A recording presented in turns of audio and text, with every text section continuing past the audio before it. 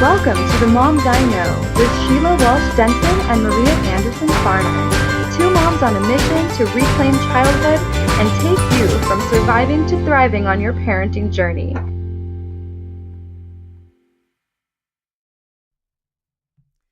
Every positive change, every jump to a higher level of energy and awareness involves a rite of passage.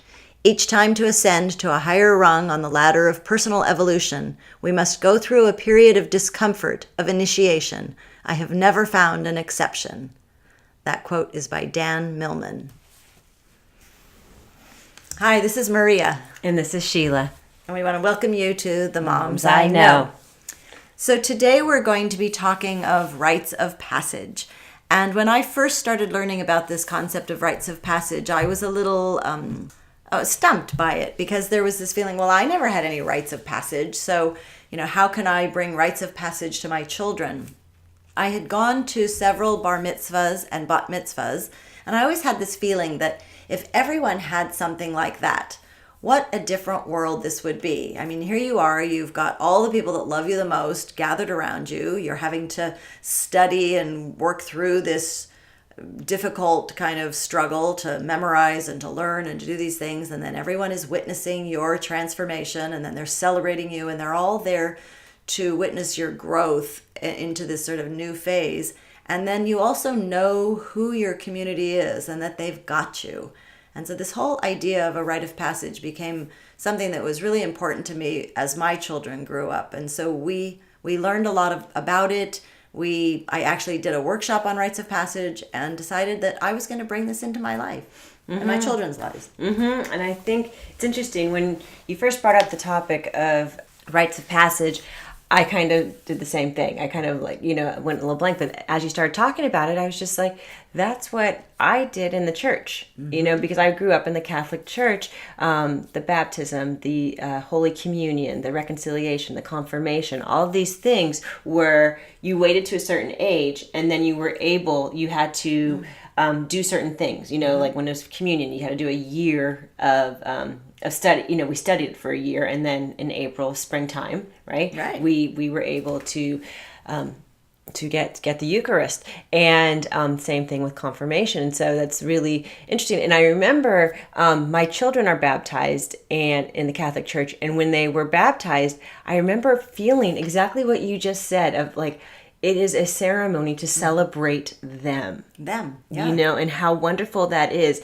And I think in our, if you're religious, then you have that. But if you're not religious, where can you get that feeling without necessarily getting, because I feel like sometimes there's that cultural appropriation. Mm-hmm. Like, there's that question that, well, you're not Native American, or you're not, how can you, how can you take that? And it's just, I definitely think you have to do it with grace and with honoring the past traditions, for sure. Yeah, I'm glad that you brought that up. And so, I was brought up with a couple of different religions, and then we kind of chose our own path.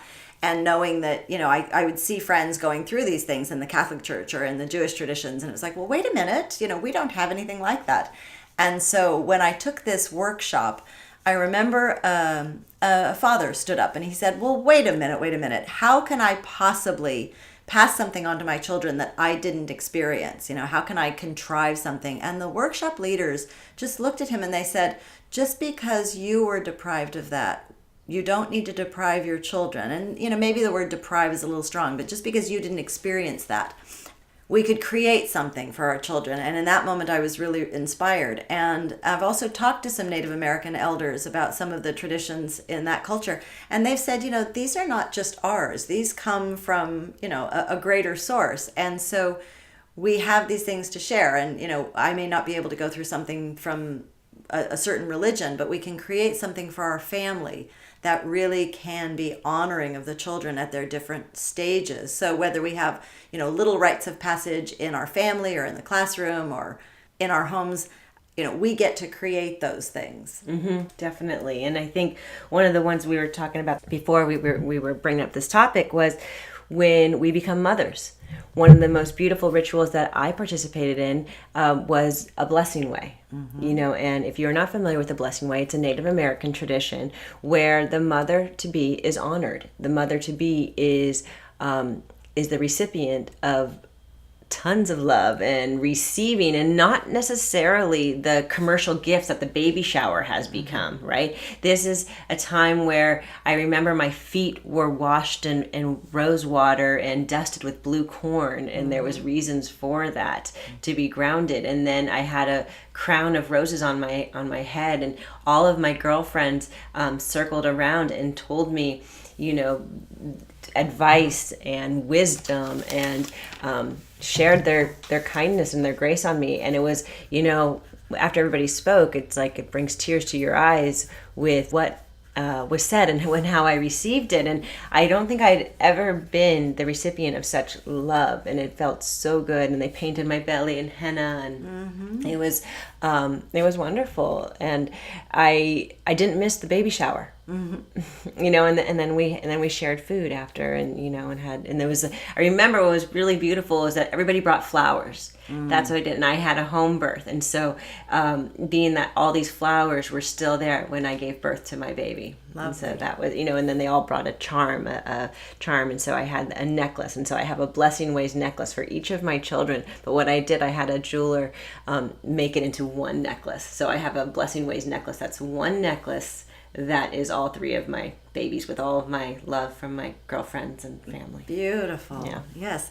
I did not have a blessing way. I had that typical baby shower, which, in its own Practical. way was an honoring of, this change that I'm going through, and that the baby to come, and it was practical, and I got gifts. And so I think, there is a place for that, but I feel as if I missed that deep honoring as a mother. And now I'm learning so much more about the postpartum type of initiation as well, and the postpartum rituals and rites of passage that can be. And so I think when we look at this as we transition from a woman to a mother, we want to honor that. So the idea of the blessing way, the baby shower, however we're getting ready for this, and then there's so many amazing postpartum ceremonies that we can be looking at. I was just looking at one that was from Morocco, and then there's Ayurvedic traditions. And there's mother roasting. When Anna was here on I didn't mention that one, but mother roasting is something that I participated in, which was an honoring of the postpartum period. Right. And when we don't get these needs met, then, there is this longing. My daughter and I would go to the Women's Herbal Symposium, and there is a ceremony for the young women. It's the rite of passage for the young women as they come into their menses. And it's so beautiful. And one of the things that's so powerful is you see all these women that we didn't get that. And as we fill up these young girls with this honoring, we can sort of refill ourselves. But there's lots of tears. What did they say? What does it say? When we make the arch, what did we say? When we what did we sing to the young girls? There's a couple of different songs, but you are beautiful, you are strong, just these amazing songs. And tears. And then there's also different chants that can be brought in.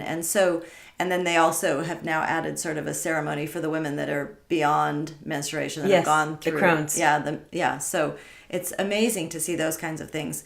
But if we don't have that in our life, and we don't have it in our community, and I was so glad to find that at the Women's Herbal Symposium. But when my children were young, we created something.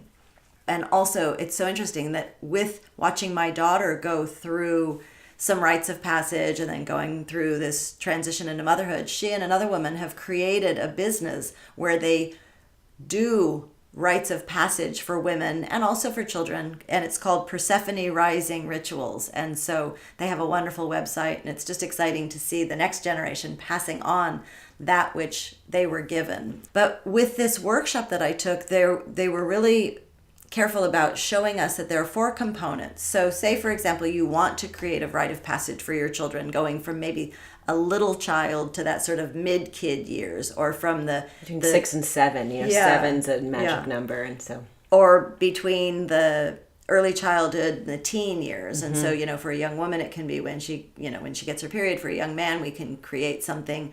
But there were 4 components. So there's this first where the child needs to picture something that they're letting go of, and they might actually pick a physical object, but they think about something from that stage of childhood that they're letting go of, that they're transitioning away from. So that first component is the letting go. The second is that there has to be a test of some sort. And so you can create that with your child. And so for our two children, my son had to do sort of a night hike by himself, and my daughter chose a rock climbing challenge. So they had that test that they had to go through pretty much on their own. And then the third component is this acknowledgement. So the adults and the other people in their realm acknowledge them for what they have gone through.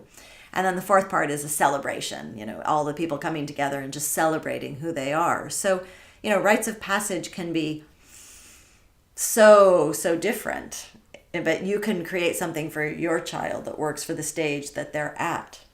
You know what just kind of hit me was when the acknowledgement piece, and it brought me back to the kind of the blessing way, but the ritual piece and the acknowledgement is that's a receiving piece, and it's so hard to receive sometimes, and I feel like that's a really good lesson in motherhood. And we talked about this with the doula, of how receiving help, and I really like that. That's really a neat component of it, is just to be seen, to be heard, and then to be able to receive it and to celebrate. Mm-hmm. I think that in general we're not used to receiving. No, we're not. Especially as women, we give to others. We give. And right. Sometimes to just be able to receive is really difficult. And we've done blessing ways for women, and they're very uncomfortable. And that's what I'm saying. The acknowledgement, that was very uncomfortable. But yet, if I was able to receive, then in the postpartum period, you're able to receive more so that love, because people want to give, right? Especially women, right. Give, but it has to be reciprocated. Right. In the fourth trimester, Kimberly Ann Johnson talks about that in terms of getting used to receiving. And so even while you're pregnant, you can be starting to ask for a little more help and ask for what you need, and get used to just acknowledging that you can receive without having to say thank you or without having to reciprocate. And so I love that idea, because really in that letting go of, the woman that was and becoming the mother that is, we have to just kind of be there and receive, and we have to open ourselves to that receiving, open ourselves to receiving our new baby, opening to receiving this new role of motherhood. And so the blessing way is such a beautiful one. The postpartum rituals are so amazing. And then, for our children, really honoring them, this marking of the passages of time, that they went from an infant to a toddler. They start walking. We celebrate that just in little ways, but that as they go from little child to sort of that mid-kid child, I really feel that that's an important time. So our kids, I think they were almost 8 when we did that, and they were ready to let go of sort of those baby things, and they were ready to step into something new. And we were fortunate to have some people in our realm that really helped us to honor them in that way. And they each have a prayer stick that to this day they both still own, that was given to them at that ceremony. And they were proud of themselves for the tests that they had to struggle through. They weren't easy, and they had to study a little bit. They had to learn some new skills. They had to test themselves, and they came out the other side. And then we were all there to receive them, to acknowledge them, and then, of course, to celebrate them with some small gifts, with food, with just showering them with love and adoration. And then as they went from teen to, sort of kid to teen, there were other ceremonies that they went through. And then both of our children went through some sort of young adulthood rites of passage with National Outdoor Leadership School adventures. They both went on 3-week outdoor excursions that I think were a real rite of passage. How old were they when they did that? Because I'm looking into that for our kids too. Yeah, it was, I think we gave them those as college graduation gifts. Okay. Was it high school or college? Yeah, I'm looking at Outward Bound. I believe Knowles is for college and Outward Bound is for high school and college and actually older as well. Yeah, and both of them are incredible organizations. And I think the children really, the young people really go through quite a transformative experience. And so we're looking at transformation. So we're transforming from, little kid to big kid, from kid to teen, from teen to adult. Yeah, I really feel for my two older ones. I have the 14, almost 15 next month, but 14 and 16. It was their exchange programs. At age 13 was their rite of passage. That's a huge rite which of passage. was very, very uncomfortable, right? But and then we celebrated it, and I look at them and I feel like at times they have a hard time receiving that celebration, that acknowledgement, in a sense. And I feel like if we were to do it more so, they'd be able to receive it more. I think they're just like, we did it. It was uncomfortable. It's good. I'm so glad we did it, type thing. But I do love that celebration piece. And that's where I really believe birthdays should be honored. And birthdays, should be treated with a celebration, and sometimes I don't want one. No, I would really like to give you one. Or, really, I think it's hard to receive sometimes too. Well, it's such a special day, the day of their birth. And as their parents, of course, we're acknowledging that because, it's a huge day for us. And so often we do brush that off like, oh, it's just another day. Yeah. It's like, no, it's not another day. That is a huge celebration of who you are as a person. Yeah. And, I know there are some cultures or some religions that don't honor that. And so how do you bring in these celebrations that work for your family? How do you honor your children?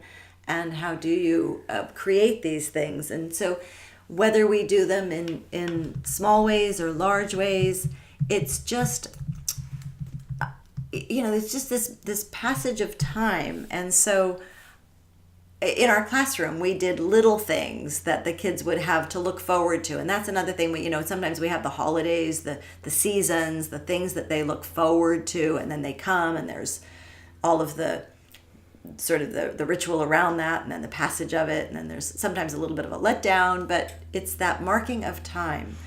Yeah, I really see you because in Maria's classroom, the children, when they got to be third grade, they'd be able to sit in their seats and in chairs as opposed to sitting on the ground, and that was a huge thing. With the mixed age group. Mixed age group, because they were in a classroom of a K through 6 classroom, and so you saw kindergarten, first, second grade, you're like looking up at those chairs, and one day when I get to be third grade, I'll get in that chair, and that was huge. And then the 4th, 5th, 6th, Maria did this great annual tradition of reenacting the Greek Olympics.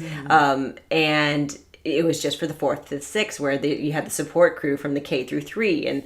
And so when you got to be 4th grade, you saw this the whole way through. When you got to be in 4th grade, you were no longer just a flag bearer. You were an athlete, and you got a crown, olive leaf crown. And there's just so many things that you created in the classroom that I believe really benefited the students. And I've seen that in my younger daughter's school. They're doing things like that, where certain things where certain trips that are just for a certain grade level that you're looking up to. And I mean, it's not, you don't get the ritual per se, but it is, in a way, it's a marking of time. It's a marking of time. It's a rite of passage. At the school, the 4th and 5th graders got to go on the Coloma, the Gold Rush history field trip. It was a 3-day trip. And then just different celebrations where, the 6th graders get to do these certain things. And I know a lot of times the younger kids would say, well, that's not fair. Right. How come we don't get it? Or in our family, the kids would say, that's not fair. It's like, well, when you get to that stage, you'll get to do that too. And so it really gives them something to look forward to. Yes. And they also live into that,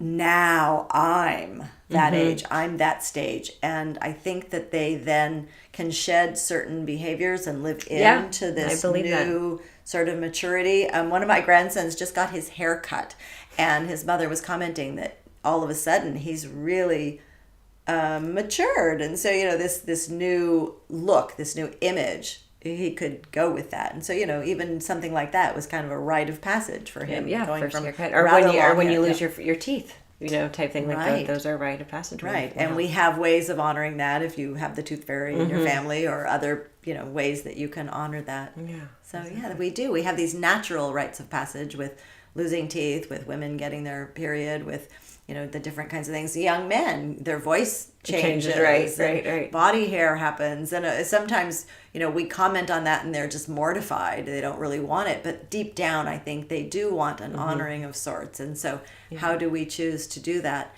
And so it brings me back to that, that man who stood up and he said, well, I didn't get any of this.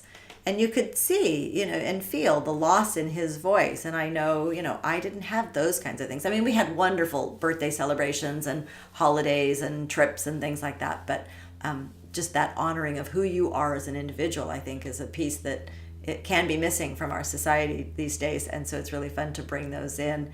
And then to just not let it feel so contrived. At first I was thinking, oh, this is so contrived. I'm making this up. But the kids were so excited about it that we just listened to their ideas and we brought them in, and they were part of that whole creation of what this is going to look like for them at the different stages. It was really fun. What a great topic. So many ideas can and brainstorming can happen from thinking about the creative ways of rites of passage. And I love incorporating the nature piece. I think that's where people are challenged really with the elements, and they can really be uncomfortable.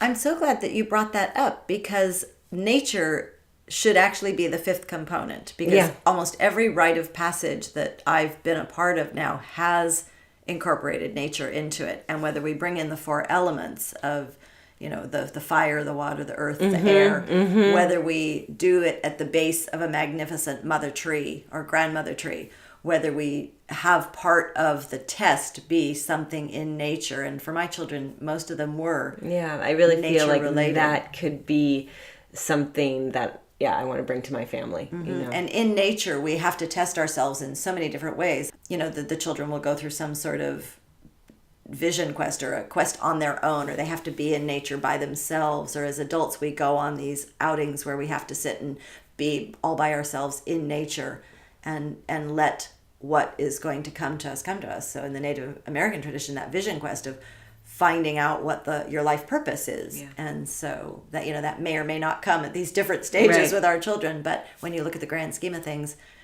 that is what it's all about. And that quote at the beginning, Dan Millman is the author of The Way of the Peaceful Warrior. And so that whole idea of finding our way, I'm glad that we used that quote. And as we are finding our way, we need our community, we need our family to help support us. And sometimes we need to struggle through things, and sometimes we need to go it alone. But at the end, we always want that acknowledgement. And then, of course, we want to come back to the arms of the people that love us and honor us and celebrate. Yeah. So, you get to create it the way that you want. But it's making me think about, oh, gosh, some of these grandkids are getting to the stage of I know, and I'm thinking, what can I do with my children who are getting older, but they're still at home. It's like, it's bittersweet. Yes, you want to take advantage of that time together. I know, it feels like it's going. And there is a little bit of that sadness of the rite of passage too. I remember when mine went from little kid to big kid. It was like, oh, but those baby teeth are gone, and like when you stop breastfeeding, precious, and you're like your last baby, and you're right. Like, how do you mark that passage of time? And so there is that bittersweet, but then again, change is a part of everything. And as they go through the stages, and I've just loved every phase of my children's growth, and now as young adults, and they're having their own children, and new life is coming in. And so you just witness it and you love it. And last night we got to honor my mother as she turned 88. And this past weekend we were all together for a family wedding. One of our nephews got married, and so she had her 3 children and her 7 grandchildren together with her. And then last night it was her 3 children and a couple of her the grandchildren.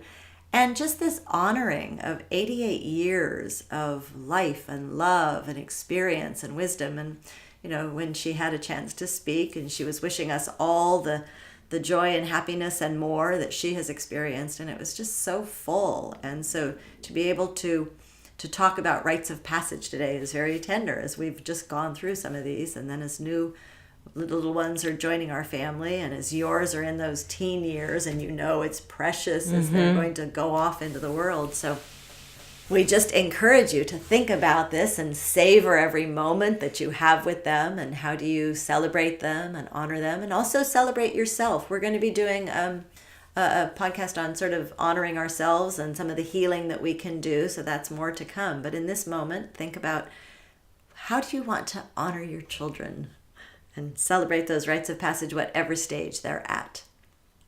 Thanks for listening. And we'll look forward to being with you next time on The Moms I Know.